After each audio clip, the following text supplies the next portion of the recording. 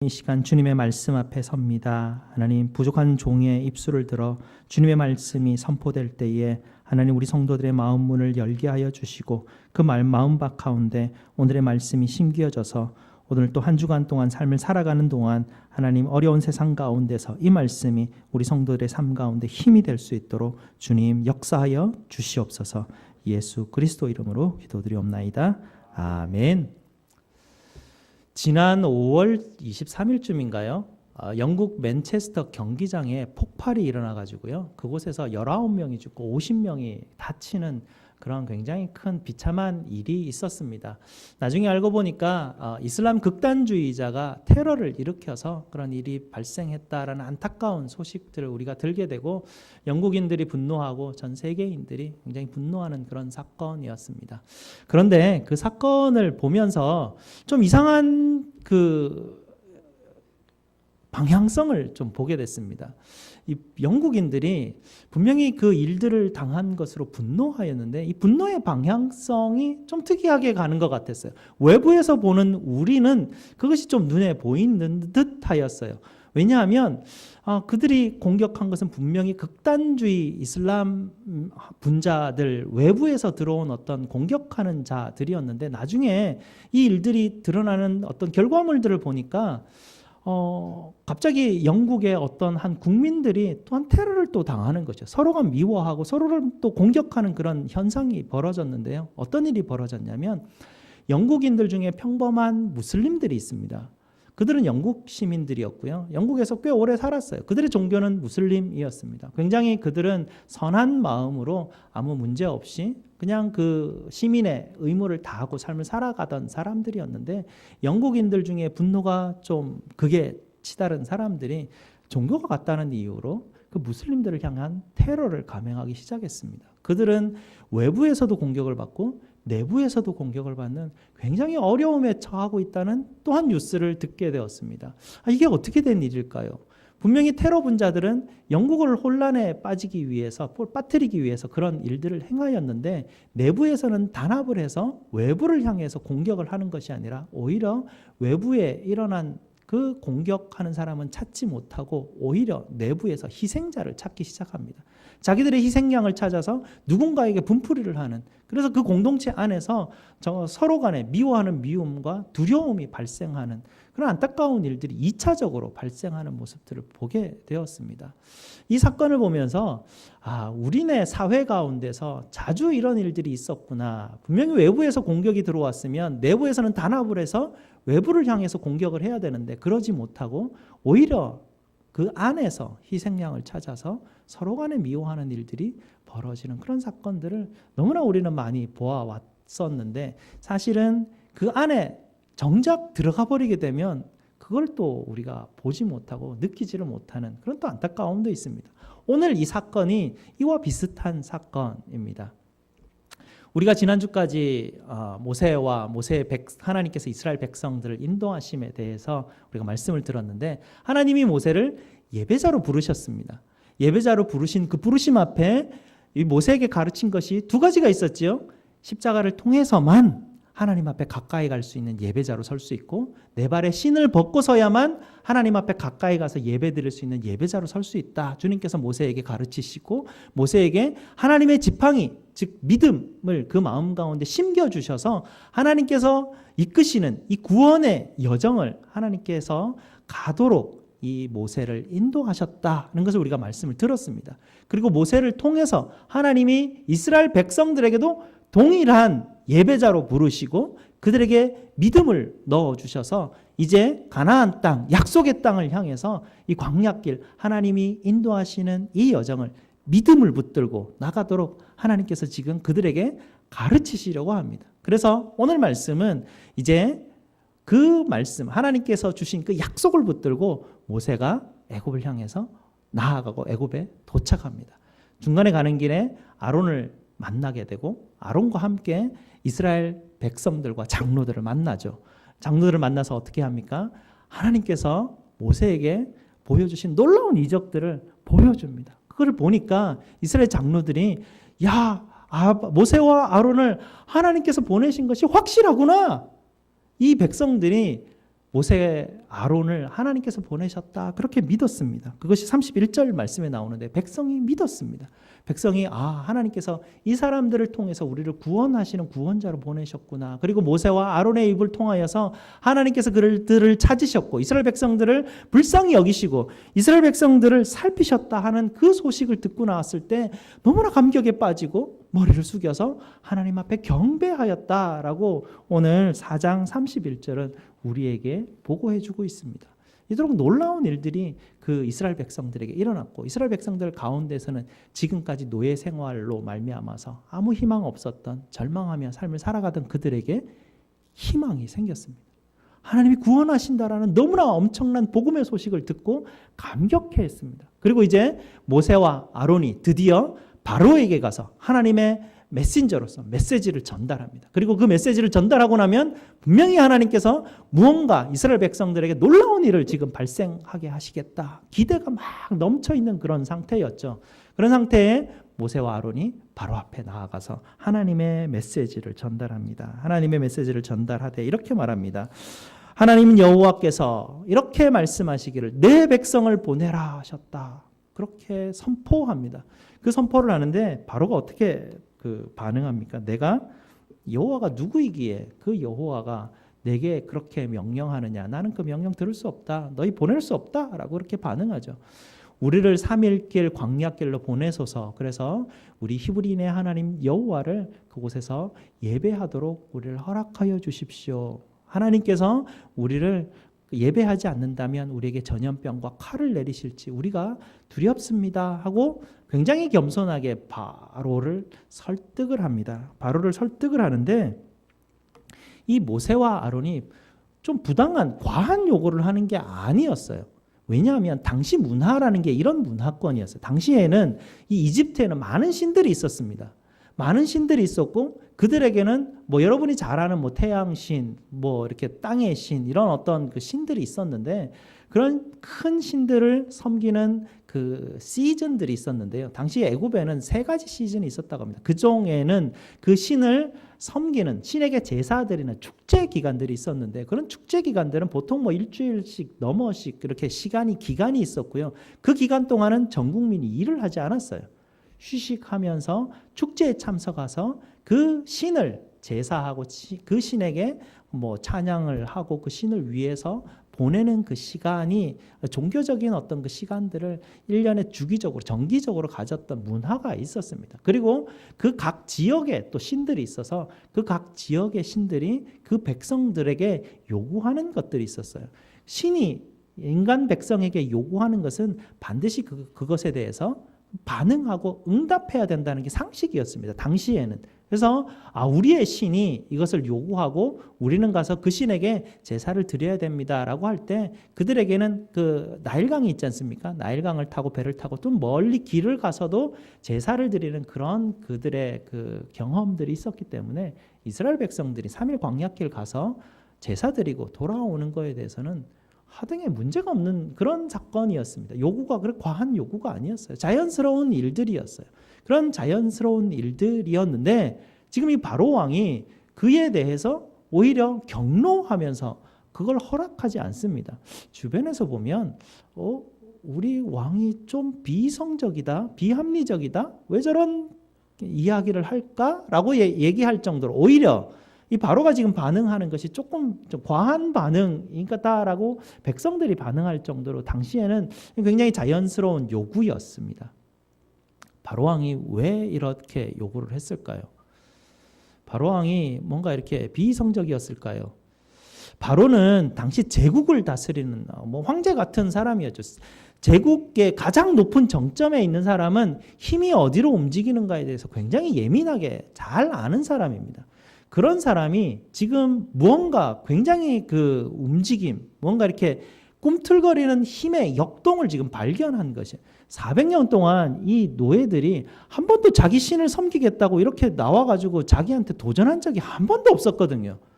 근데 지금 갑자기 나타나가지고 모세라는 사람이 그것도 이전에 이 애굽 땅에서 왕자였던 그 사람이 이스라엘을 대표하여서 자기에게 와서 갑자기 자기의 신을 섬기겠다고 딱 이야기하는데 뭐 금방 직감하죠. 아주 이 바로는 그것을 금방 알아채리고요.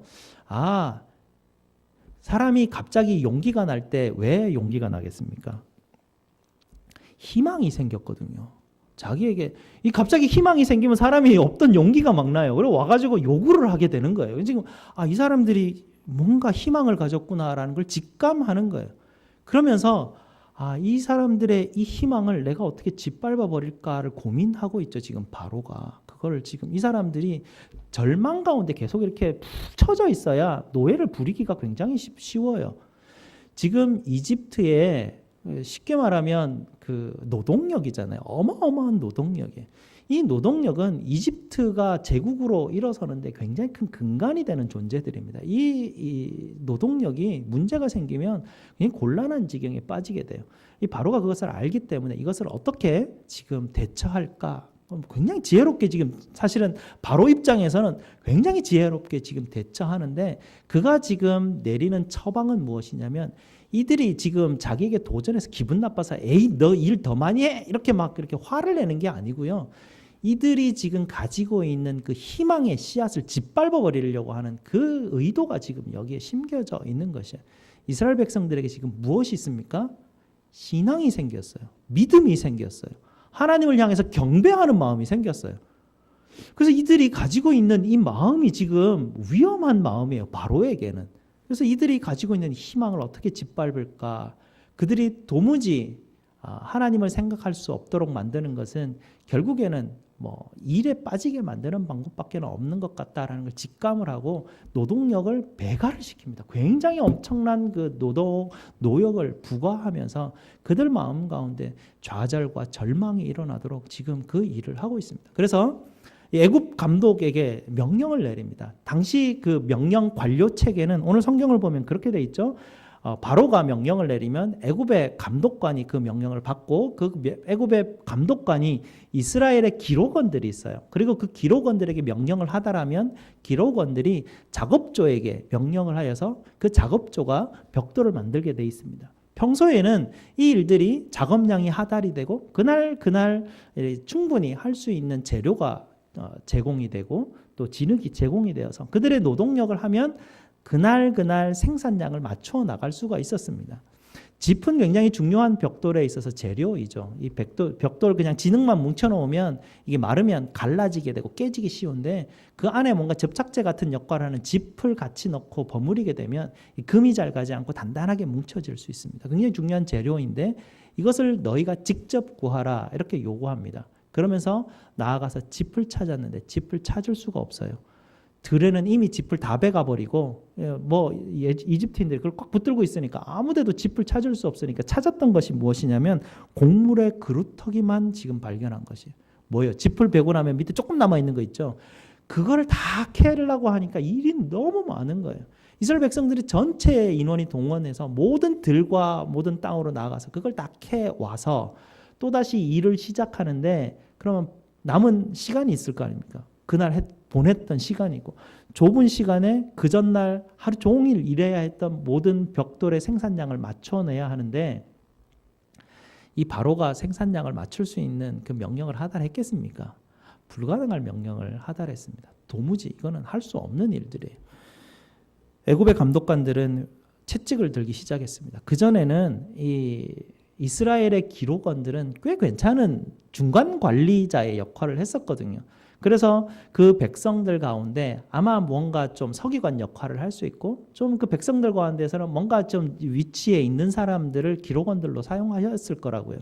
그러면 그런 사람들을 향해서 지금 회초리 그러니까 그 채찍을 들고 이 생산량을 어제도 오늘도 왜 이렇게 생산량을 맞추지 못하느냐고 때리기 시작합니다. 그들은 나름 굉장히 자부심이 있는 사람들이었는데 그들이 정말 면박을 당하고 이런 천대를 받는 것을 모욕을 참지를 못하고 정말 분노 가운데서 왜 이런 일이 우리에게 벌어지는가에 대한 정말 원통함이 있어서 바로를 찾아가게 되죠. 오늘 이 사건을 보게 되면 바로를 찾아가서 어찌 된 일입니까? 주의 종들이 정말 열심히 우리가 애굽을 섬기고 바로 왕을 섬겼는데 어떻게 우리에게 이렇게 불합리한 부당한 이런 일들을 우리에게 지금 명령하십니까? 라고 묻고 어떻게 이런 일들이 벌어집니까? 라고 따질 때 바로가 그들에게 해주는 이야기가 있습니다. 왜 이런 일이 벌어졌느냐?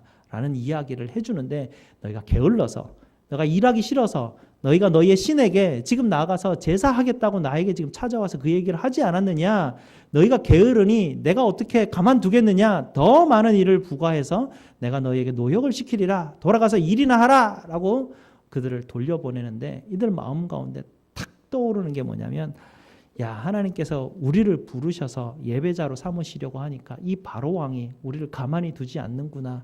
하나님 우리를 불쌍히 여기셔서 하나님 이 어려움을 이기게 하시고 모세와 아론을 중심으로 해서 하나님 우리가 정말 주님께서 주시는 이 믿음 붙들고 이 일들 잘 감당하시게 하시옵소서 라고 했으면 100점인데 그들이 나오자마자 누구를 만났냐면요. 모세와 아론을 만났는데 모세와 아론을 만나자마자 반응이 뭐냐면 그들을 향해서 욕하고 저주합니다. 21절 말씀인데요. 21절 말씀이 굉장히 이렇게 무난하게 써놓은 것 같은데 이게 당시 말로 이렇게 의역해서 보면 욕하고 저주한 거야. 하나님이 너를 저주하기를 원한다라고 그렇게 말합니다. 어떻게 우리로 하여금 이런 고난 가운데 던져지게 되느냐. 너희들이 했던 모든 일은 아무 소용없다. 너희들이 우리의 구원자 했던 모든 일들은 다 실패하였다라고 선언하고 굉장히 어려움 가운데 지금 들어가게 됩니다. 그냥 이 바로의 작전이 성공한 것이에요. 이스라엘 백성들 마음 가운데 믿음과 경배함이 막 충만했었는데 갑자기 좌절과 절망과 미움과 분노와 두려움으로 가득하면서 하나님께 예배하는 자라는 이야기 생각들을 까맣게 다 까먹어버린 거예요. 그러고 난 다음에 그들에게 닥쳐오는 어려움은 너무나 큰 어려움들이 그들에게 닥쳐왔습니다. 그들의 시작은 감격으로 시작했죠. 그러나 절망으로 끝나게 되는 사건이에요. 그들의 시작은 경배로 시작했는데 그들은 저주로 끝나는 사건이 오늘의 사건입니다. 하나님께서 이스라엘 백성을 부르신 목적은 예배자로 세우시기 위함입니다. 이스라엘 백성들이 그것을 잊어버리자마자 절망이 찾아오고 그들 가운데 분노와 미움과 두려움이 찾아왔습니다.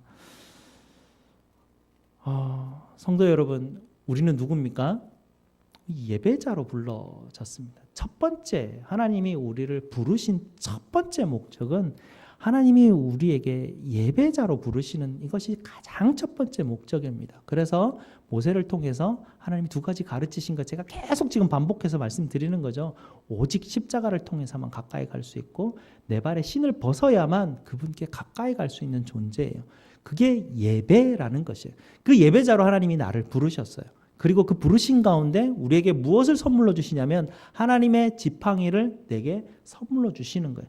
믿음은요, 내가 믿습니다 하고 나가는 게 그게 믿음이 아니라 믿음은 선물로 주어지는 거예요. 성령 하나님께서 믿음을 내게 선물로 주셔서 그 믿음의 지팡이를 주신 선물을 붙들고 여정을 걸어갈 때, 그래서 우리가 믿음의 길을 간다. 우리의 공동체가 그렇게 선언하고 있지 않습니까? 우리 비전이 믿음의 길을 이렇게 믿음을 붙들고 나아가는 가운데, 시작점 가운데 놓여져 있는데 사단은 굉장히 영리한 존재입니다. 굉장히 우리를 향해서 공격해 오는데 우리가 만만하게 볼 상대가 아니에요.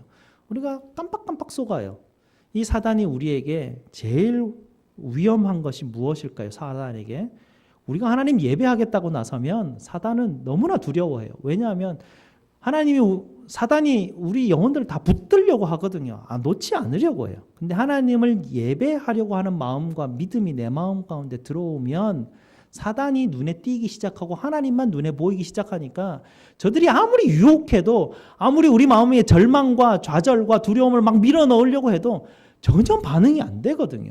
그러니 얼마나 두렵겠어요. 그러니 우리가 주님 앞에 나아가서 예배하는 자가 되지 못하도록 절대적으로 방해하는 것이 사단의 첫 번째 priority, 그들의 어떤 미션이에요. 그 미션이 우리에게 항상 있죠. 바로가 이스라엘 백성들의 적은 모세입니까? 모세와 아론이 이스라엘 백성들의 적일까요? 이 사건을 쭉 읽어보면 이스라엘 백성들을 괴롭히는 적은 바로예요. 영국을 공격한 사람은 이슬람 테러 분자, 외부에서 들어온 존재예요. 그런데 안에서 갑자기 이 엄청난 고통과 경험을 당한 사람, 그리고 이것을 어떻게 해결해야 될지 전혀 모르는 사람, 그런 가운데 분노와 좌절과 무기력함이 내게 밀려왔을 때 이 분노를 어떻게 표출해야 될지 알 수 없을 때 내 주변에 있는 어떤 한 그 희생양을 찾게 되고 그에게 그 모든 책임을 다 지우고 그를 저주하고 판단하고 욕을 하게 됩니다. 그러면 사단의 계략은 성공이죠. 완전히 성공이죠. 외부에서 한번 확 무너뜨리죠. 외부에서 무너진 그 자체에서 내부에서 완전히 주저앉아 버리는 그런 두 가지 효과를 동시에 발생하게 됩니다. 너무나 쉬워요. 그래서 사단이 교회를 건드릴 때 어디를 건드릴지 너무나 쉬운 방법이에요. 그리고 이런 갑작스러운 노역과 어떤 일이 해프닝이 벌어지면 우리 마음이 보이는 대로 집중하게 돼요. 우리는 보이는 것으로 행하지 않고 믿음으로 행하는 자인데 주님이 계속 가르치시죠. 왜냐하면 우리가 보이는 것에 반응하는 자들이기 때문에 그래요. 눈에 딱 보이면 더 이상 믿음으로 반응할 수 없는 자이기 때문에 그걸 훈련시키시기 위해서 하나님이 이스라엘 백성들을 40년 동안 광야에서 계속 훈련시켜요. 그게 훈련받아야만 가능한 일들이거든요. 근데 처음에 딱 닥치자마자 처음에 딱 닥치니까 이스라엘 백성들이 한 번에 다 무너지지 않습니까? 한 번에 다 무너지는 이 모습들 속에서 정말 우리가 무엇을 기억해야 할 것인가? 정말 우리가 잊지 말고 기억해야 될 것은 무엇이냐면 나는 하나님이 부르신 예배자다. 나는 하나님이 부르신 예배자다. 이 한 문장이에요. 여러분을 지키는 문장이에요. 이걸 까먹어버리면 사단이 우리에게 와서 막 무언가를 할 때 그냥 혼미해져 버려요. 내가 뭐 하는 자인지 까먹어버리고 막 어디를 향해서 내가 지금 공격을 해야 될지 어디를 향해서 지금 나가야 될지 길을 잃어버리는. 그래서 이 문장 하나가 하나님이 이스라엘 백성을 부르실 때 그들을 왜 예배자로 세우시는지, 왜 이 예배자로 세우시는 과정 가운데 이렇게 많은 과정을 들여서 공을 들여서 그들을 부르시고 계시는지, 그들에게 이것을 머리에다가 각인시키기 위해서 하나님이 부르셔요. 예배자로 부르셨으면 그럼 맨날 예배 때마다 예배 잘 참석하면 예배자일까요? 분명히 가르치시죠. 예배는 두 가지가 반드시 있어야 된다고. 오직 십자가를 통해서만 예배드리고 내 발의 신을 벗어야만 예배자의 자리에 나아가게 돼요. 이것은 내 삶의 모든 환경 가운데 적용되는 것이에요. 내 삶의 일상성 속에서 십자가를 붙들고 내 발에 신을 벗고 있다면 나는 항상 언제나 일상성 가운데 하나님, 나는 하나님을 예배하는 예배자입니다 라는 그것이 각인되어 있는 사람이에요. 그걸 각인시키고 있는 사람은 사단이 어떻게 방법이 없어요. 마음 가운데 하나님을 예배하는 사람이라는데 어떻게 건드리겠어요? 그 하나님을 예배하는 사람에게 하나님께서 하나님의 지팡이를 붙들어 주셔서 믿음을 갖고 있다는데 아무리 눈앞에 풍랑을 일게 하고 골짜기로 밀어놓고 절벽 가운데 놓고 아무 희망도 안 주는데도 불구하고 저는 하나님 믿어요 이러고 있는데 뭐 어쩌겠어요. 뭐 주변에 막 다 무너져 내리고 막 온갖 일들이 다 발생하고 옆에서 보면 야 큰일 났다 이거 우리 어떡하냐 이러고 이랬는데도 불구하고 아니야. 하나님이 능히 이 일을 반드시 이루신다고 하셨어. 하나님이 나를 예배자로 세우셨고 하나님이 우리 공동체를 예배의 공동체로 세우셨기 때문에 하나님은 반드시 예배 받으시는 분이고 우리는 하나님께 예배하는 자로 주님께서 세워가시는 분이셔. 어떠한 일이 벌어져도 이것만큼은 사단은 건드릴 수 없어 라는 그 믿음이 굳게 붙들려져 있으면 세상이 어찌할 수 없는 사람이라는 사람이 그런 사람으로 불려지게 됩니다. 그런데 현실은 참 어렵죠. 우리 가운데 많은 일들이 벌어집니다. 우리 교회 25년 역사상 항상 일들이 있었죠. 일들이 딱 생기면 누가 이 일들의 공격자일지 우리는 기억해야 되는데 일이 발생하면 누가 공격했는지 까먹어버려요.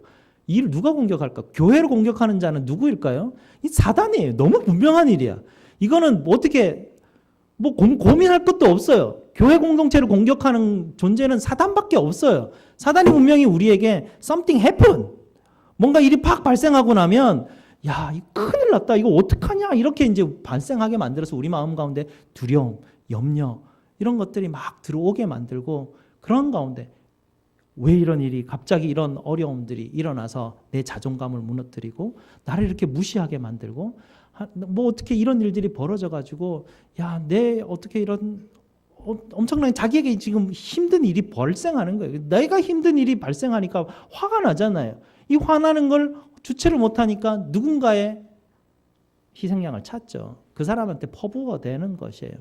그 현실과 어떤 그 팩트라는 건 작용하지 않아요. 그럴 때는 그냥 자기의 눈에 가려진 그곳으로 모든 것을 다 해석해 버려요. 그러고 난 다음에 쟤 때문이야 이렇게 돼 버리는. 그것이 사단이 우리에게 쓰는 너무나 쉽고 간단하게 교회를 무너뜨리는 방식이에요. 예배하지 못하게 하죠. 그렇게 해서 우리 마음 가운데 미움이 들어오잖아요. 그리고 우리 마음에 상처가 들어와 있잖아요. 그러면 이제 그때부터는 사단이 손 안 대요. 손 안 대도 그냥 자연적으로 이렇게 무너지게 돼요. 자연적으로 무너지게 되고 회복 안 돼요. 잘 무너지기 시작하면 이게 방향성 자체가 무너지는 방향으로 가버리면 이게 회복이 잘 안 되니까 그때부터는 사단이 손도 안 대도 안에서 알아서 무너지게 돼 있어요. 한 번만 툭 치면 안에서 무너지게 돼 있다라는 얘기죠. 그런데 건강한 공동체는 툭 치면 꼼짝도 안 하죠. 그냥 흔들거리지 안에서는 그대로 있어요. 그래서 우리가 어떤 일이 딱 발생할 때 왜 이렇게 됐을까라고 생각할 때 복잡하게 생각하지 마세요. 사단이 또 우리를 건드리는구나 이렇게 생각하시고 내 안에 있는 분노를 어디를 향해서 뿜어내야 될지를 방향을 잘 조절하셔야 됩니다. 제가 아는 분 중에 루푸스라는 병이 있습니다. 여러분 잘 못 들어본 병일 거예요. 뭐 루게릭 병이나 이런 것도 아니고요. 루푸스라는 병이 있는데 이게 자가 면역 질환입니다. 이게 무슨 말이냐면 면역 체계가 고장난 병이에요. 면역 체계가 고장나면 어떤 일이 발생할까요? 내 몸의 세포와 병원균의 세포를 구분을 못해요. 적군과 구분을 구분 못하고 면역 세포는 어쨌든 공격하는 세포거든요. 이게 병원균이 들어오면 병원균만 딱 잡아서 그것을 공격해야 이게 면역 세포의 재기능을 하고 있는데 지금 이게 고장나 버리니까 자기 몸을 공격합니다. 그런 병이 자가 면역 질환인 루푸스라는 병인데 이것이 주기적으로 발생하는데요. 이것이 갑자기 발생하는 그 시즌쯤 되면 너무나 고통스럽다고 합니다. 왜냐하면 몸에 있는 모든 장기가 헐기 시작하거든요. 왜냐하면 면역 세포들이 자기 몸을 공격하니까 너무나 고통스럽다고 합니다. 암이 걸린 분들의 그 고통보다 훨씬 더 극악한 고통 가운데 있다고 해요. 몸의 모든 부분이 무너져 내리기 시작하니까요. 그러면서 그것을 견디는 고통 가운데 들어가 있다. 사단은요, 우리 공동체, 우리가 유기적인 살아있는 공동체 아닙니까? 우리에게 루푸스라는 병을 걸리게 만듭니다. 그래서 자가 면역 체계를 무너뜨려요. 면역 세포가 있는데요. 그 자가 면역 체계는 우리에게 있어서는 예배예요. 이 예배라는 자가 면역 체계가 이게 정상적으로 움직이지 않으면 적군과 아군이 군분이 안 되는 거야. 막 공격하는 거야. 아무나 공격하고 이게 내 사람인지 적군인지 그냥 막 되는 대로 막 하고 자기 분노를 어떻게 감당을 못해서 이 어떻게 해야 될지 모르는 그런 상황이에요. 그러면 아주 그 면역 체계만 건드리면 되는데 사단이 그걸 건드리면서 우리 마음 가운데 그런 상처들을 내게 합니다. 상처를 가지고 미움이 우리한테 발생하고 이미 발생 다 돼 있는 상황에서 회복이 잘 안 되죠.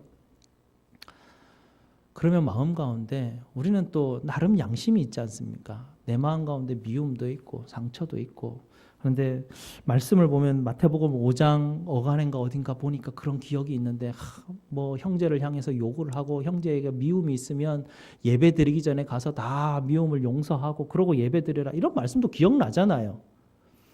그러니 이 마음 미움이 이게 가가지고 내가 용서한다고 되는 것도 아니고 용서해달라 그럴 수도 없고 우리가 이거 너무나 오랫동안 가져온 이 마음 이걸 가지고 하나님 앞에 나가자니 하나님이 예배 또 안 받으신다고 그렇게 얘기하시고 예배를 안 받으시는 분 앞에 나가서 또 이렇게 막 예배한다라고 이렇게 하는 게 가증스럽기도 하고 내 마음에 죄책감도 있기도 하고 막 밀려 들어오는 거예요. 이 사단이 그렇게 만들어 놓은 거예요. 이 시스템 자체를 사단이 막 그렇게 가도록 그냥 떠밀어 버린 거죠.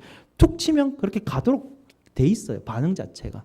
그래서 우리 마음 가운데 예배 안에 나올 때 하나님 내게 미움이 있는데 하나님 이거 어떻게 주님 예배를 합니까? 그냥 그래도 하나님 뭐 어떻게 해요? 그냥 하고 막 어떻게 해결 방법 없이 그냥 나와서 앉아 있는 거예요. 앉아 있는데 예배는 어떻게 드린다고요? 십자가를 통해서만 내 신을 벗고야만 예배를 드리는데 예배 자리 나와 앉아 있는데도 답답한 거예요. 예배를 드리고 나도 답답하고 예배 드리고 나면 말씀이 뭔지 또 기억도 안 나고 식당 가자마자 또 막 해대는 거예요.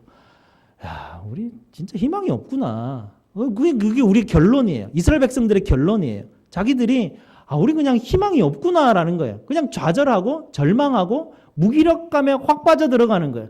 무기력감에 확 빠져들어가기 시작하면 뭐 사단이 왜 건드려요? 건드릴 이유가 없죠. 쟤들은 가만 놔둬도 하나님 앞에 예배 못 드려요. 이제는 다시는 예배 못 드려요.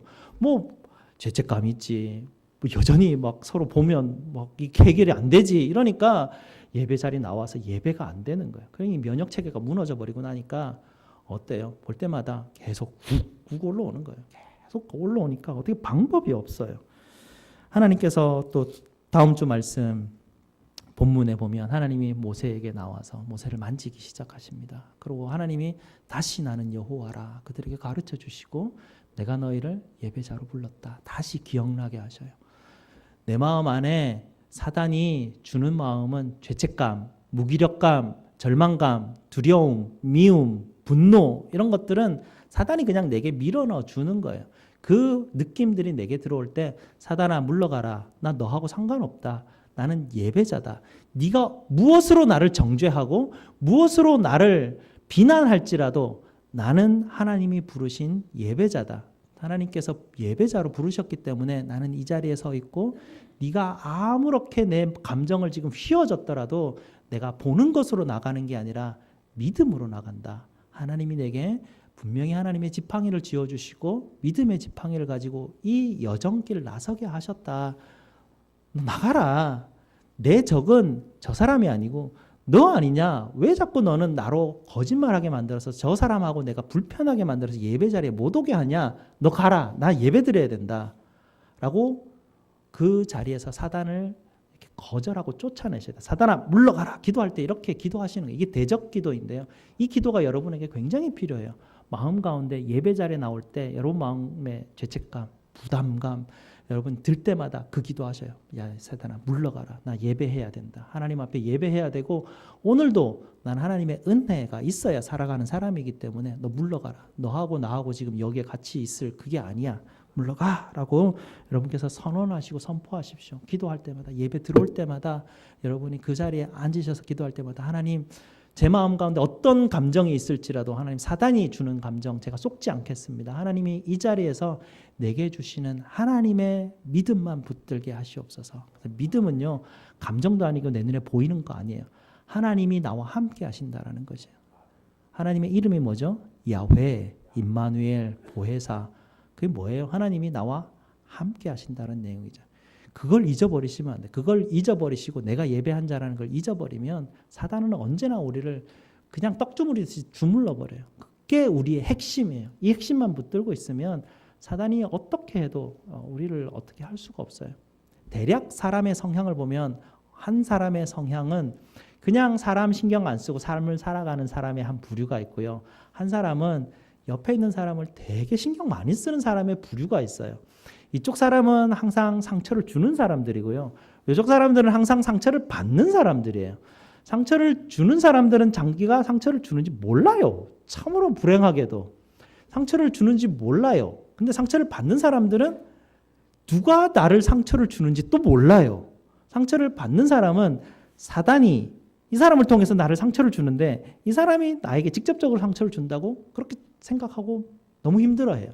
이 두 부류를 이제 대략 나눠보면 그런데 내가 상처를 주는 사람이라고 생각하는 그런 부류라면 내가 움직이는 입술과 내가 하는 행동을 통해서 마음이 좀 약한 사람들이 상처를 받을 수 있겠구나라는 걸 조금 아셔야 돼요. 그래서 조심해야 되겠다. 내가 말할 때 좀 조심해야 되고 말할 때 좀 본인이 알지 않습니까? 이렇게 말을 어떤 사람은 둘러둘러 하는데 어떤 사람은 직설적으로 하지 않습니까? 이거 다 이렇게 똑똑똑 떨어지는 분들은 그냥 상처 주는 분들의 부류예요. 그렇지 않고 이거 어떻게 하지요라고 좀 이렇게 약간 좀 저자세로 가는 사람들은 주로 상처받는 사람들의 성격들이 그냥 이 성격이에요. 이런 부류들이 이제 있는 게 좋고 나쁨이 아니라 그런 성품들이 있어요. 그런데 이런 성품들을 가지고 우리가 어떻게 그런 공동체 안에서 살아가야 할 것인가에 대해서 사단에게 틈을 주지 말아야 되는 나의 성품들이 있어요. 그런 연약함들을 통해서 들어오는데 상처를 주는 부류들은 내 입술을 통해서 연약한 사람들이 상처받을 때 혼돈스러워서 나 때문에 어려움을 겪을 수 있으니까 조심해야 되겠다. 조심하고 상처받는 분들은 내 성격을 좀 견고하게 하셔야 돼요. 상처를 준다고 다 받으면 안 돼요. 상처를 주는 것은 사단이 저 사람을 움직여서 내게 상처 준다라고 그렇게 이해하셔야 돼요. 보는 것만 가지고 얘기하시면 안 되고요.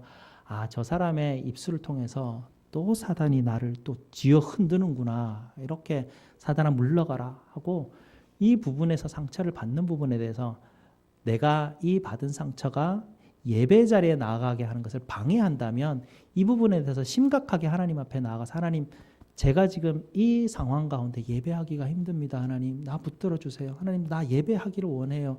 그리고 이 예배 자리에서 무너지면 사단의 밥밖에 내가 되지 않지 않습니까? 하나님. 그러면서 어떻게 해요? 교회를 나가고 또 힘들어하고 또 우리 가운데 막 또 말을 만들어내고 자기 편 만들고 이러면서 교회가 되게 이상해져요. 그러면 결국 또 예배 못하게 되잖아요. 그러면 사단이 유익을 누가 봐요? 사단이 유익 보죠. 막 일이 벌어지고 나면 일이 벌어질 때 수사관들은 어떻게 수사하냐면 이 일들이 벌어졌을 때 누가 가장 이득을 많이 받나를 보고 쫓아가면 그 사람이 범인일 확률이 아주 높아요. 우리 아무리 싸워봐도 우리 싸우는 것 가운데 우리 성도들끼리 싸워봐야 누가 이득 봐요? 아무도 이득 볼 사람 없어요. 서로 상처받고 아무것도 받는 게 하나도 없어요. 유익되는 거 없어요.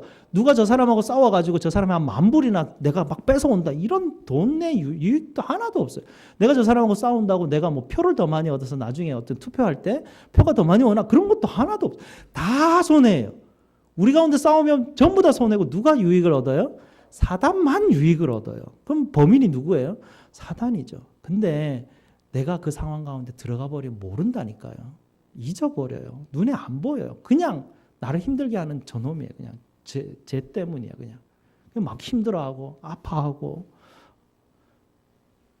하나님이 우리에게 다가오셔서 예배자로 세우셨습니다. 항상 붙들고 계십시오. 그래서 예수를 바라보면서 이 믿음의 길을 가는 하나님의 예배하는 자로 축복받은 자로 삶을 살아가시기를 주님의 이름으로 축복합니다. 기도하시겠습니다.